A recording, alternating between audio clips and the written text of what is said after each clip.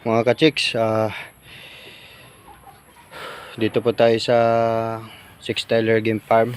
So tapos pa lang natin magpakain ng mga manok natin.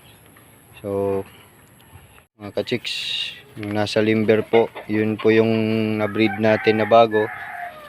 So medyo nabibisi tayo mga ka-chicks sa trabaho. So ngayon lang tayo nakag-vlog.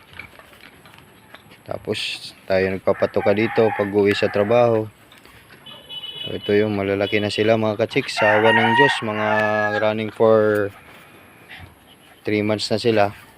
So iniwalay-walay ko na mga ka-chicks kasi nag-aaway-away na sila. So by Sunday mag-grass cutter na naman tayo mga ka-chicks. Tapos ito, gumawa tayo ng mini range natin mga ka-chicks. Mini range po natin. So in case po may bago tayong mga sisiw dyan. So kahit konti lang, basta at least naka range lang sila.